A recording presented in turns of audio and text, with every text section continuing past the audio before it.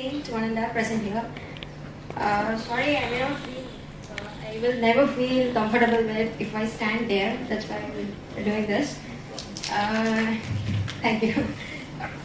So, few of you might not be knowing my name. I'm Poornima, working as a software engineer in a JavaScript team. I'm here to present a topic on behalf of Lapid team on web components. So before jumping into what is meant by web components and what are the advantages of web components and what are the uses of web components, we first want to understand why these web components are needed in this era. So in order to understand why these web components are needed, we have to think of the basic front-end development. I think web components, this name, Java team may be aware of this name. Yes? Yeah, okay. But this web components, what I'm going to talk is on front-end development. So what is mean by front-end development? Front-end development is a kind of a development of those elements which the customer sees and interacts with the system. So nowadays there are more challenges in the front-end development because there are many techniques and the tools are arising, is evolving day by day. So it becomes really a challenging environment for the front-end developers. And one more thing is, there are three kinds of tools in front-end development. That is, we can consider it as a tools or we may consider it as a components. The first and major most component what we know is the HTML markup.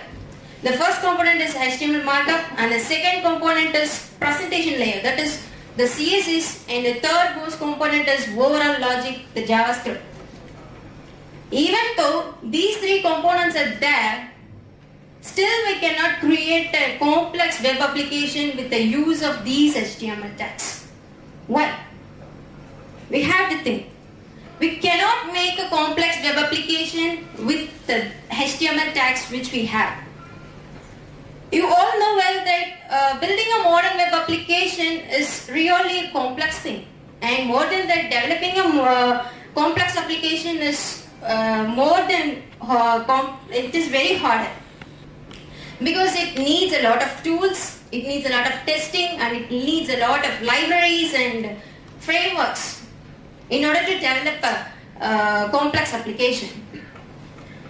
So you may not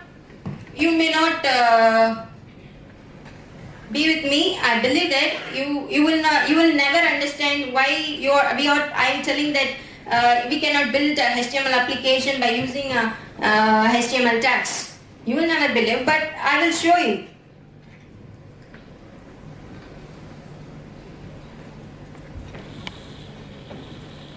Can you see this? You just have a look on this code. Do you think anything weird in this code? This is actually the front-end code of Gmail. Do anybody think something is weird in this code? Or which tag is repeating again and again? Yeah, div. So the div tags is repeating again and again with the separate class names. Does it seem good? Does it sound good? No. That's why this web components came. So why I am saying this? There are two major reasons for why this web components had a birth in this era. The thing is, we had several divs with the several class names and several IDs and several attributes. You just think you have 100 or 1000 widget in your application and you are making several class names. How can you make use of it? You are writing different styles for each and every classes. It will not sound good. That's why this web components gave a birth.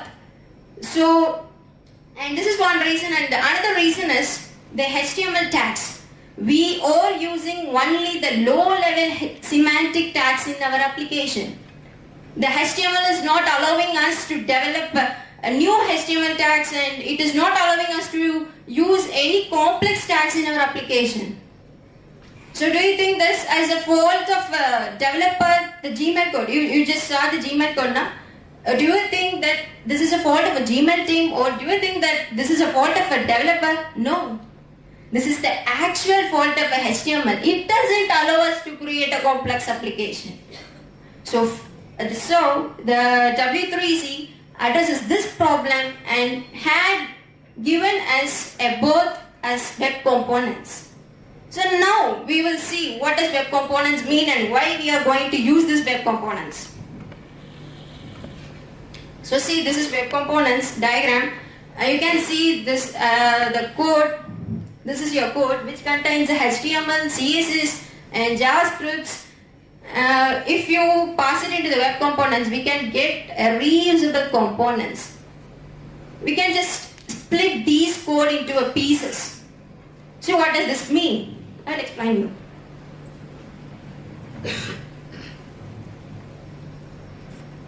So we can consider the definition of web components as web components is a collection of specification that allow the web developers to create a web application with a set of reusable components. You just take into your mind that it is a collection of specification that allow the web developers to create a web application with a set of reusable components. So these are the set of reusable components. So whenever you get into word web components, you can just consider it as reusability and composability. This allows us to develop a complex application. So why can we use these web components? So I have told you why we are using web components. So where to use these web components? We can make use of these web components in order to build any complex web applications. And the next thing, so I have told you the web components is a collection of specification. There are 4 collection of specification. We can consider it as a collection of specification, or we can consider it as a building blocks of web components. So what are all the blocks of web components? The first and foremost block is shared DOM. What does this shared DOM mean? You may all be aware of DOM. You all have heard it as DOM. And this shared DOM, whenever you hear this word shared DOM, you can just put into your mind as encapsulation. So what is this encapsulate? It just encapsulates the HTML, that is your markup and the style. You can have a component with the HTML and markup. So the first thing is shared DOM, and the next thing is HTML templates. How can I use my HTML templates in web components? How would get used into it? You can ask. So we can make a fragment of markup and we can use that fragments into our HTML document. Not only into the same HTML document, we can also use it in a different HTML document. And the next thing is custom elements. This is a major thing in web component and it can be considered as the heart of web components because this allows the web developers to create and to give a logical behavior for the new text. This allows the developer to create the new text. How wonderful it is. This is considered as the heart of a web component. And the next thing is HTML imports. You all may know about importing a style sheet into a document. So in the same way, we can also import a HTML document in our web application. And the next thing is shared DOM. So I said you can keep in your mind as shared DOM as encapsulation.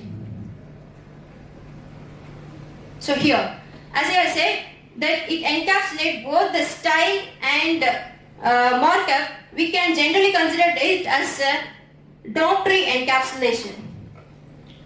So the first thing you can understand is it just encapsulates your markup and style. That's why it is considered as a DOM tree encapsulation. And the second thing, as this shared DOM is considered as an emerging web standard, it gives the developers to access the styles and DOM scoping. And the third point is it just separates the content from presentation. That is, you have seen the divs with the several classes, right? So by means of this shared DOM, you can just separate the content from presentation by means of eliminating the naming conflicts. And the next thing, it is actually defined in order to abstract all the complexities from your actual DOM.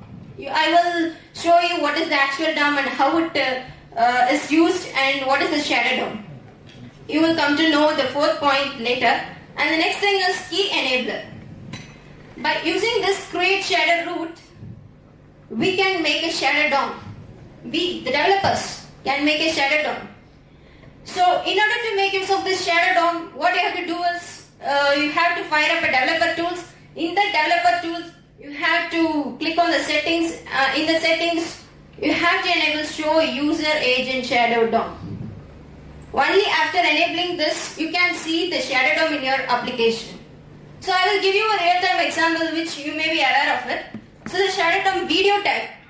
You all may be aware of this video tag, right? This is the tag which is provided by HTML5. So I have cut a video and I have noticed only the track. So what does this happen? When you enable the show shadow DOM user agent in your settings, after enabling it, if you inspect, you can get this. Without enabling, if you inspect the element, you cannot get this shadow root and you can get only this video control source. So what does this do? Here you can understand this input type button, input type range, and they have given styles within it. So these things are considered as shadow DOM subtrees.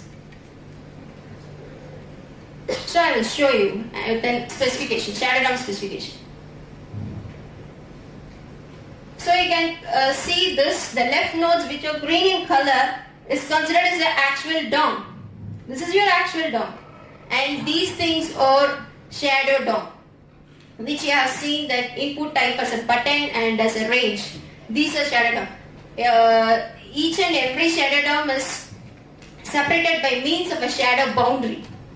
And your actual DOM always consists of shadow host.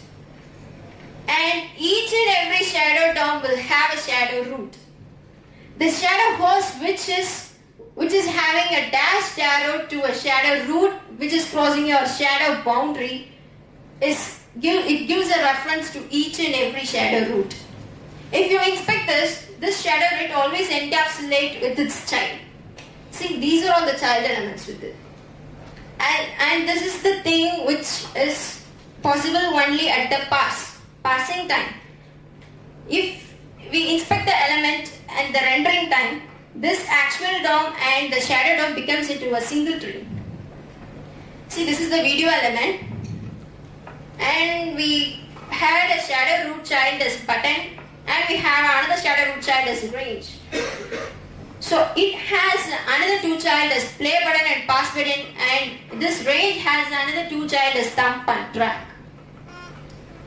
So by means of this, what you can understand the sense, you can encapsulate the HTML, that you can encapsulate the markup and style, and you can make it as an encapsulated unit, and you can make this as a reusable component in any HTML document. That's why this shadow DOM has been used. So how can I make my shadow DOM? How can I write an application and how can I create the shadow DOM? So this is a simple application. I have given you a simple example, and I have only one div. I have written a bit of a scripts. In this, what I did is documented query selector. Query selector is used to return the first element in your actual DOM. So it returns the first element as div. After returning it, we are creating a create shadow root. This is used to create the shadow root for this div. So if you inspect what happened in this is, here below this div, you can identify the shadow root because I am creating a create shadow root. This is one of the main method for creating a shadow DOM. And what I am doing is I am creating an element with as div, and I am giving a text content as this is a shadow DOM, and I am appending a child to the div, giving an inner HTML as I am giving a style and giving my markup. So it has been encapsulated into a single unit. So if you inspect this, you can see this shadow root. Under your shadow root, you can get your style and get your markup, and you can have the result as like this.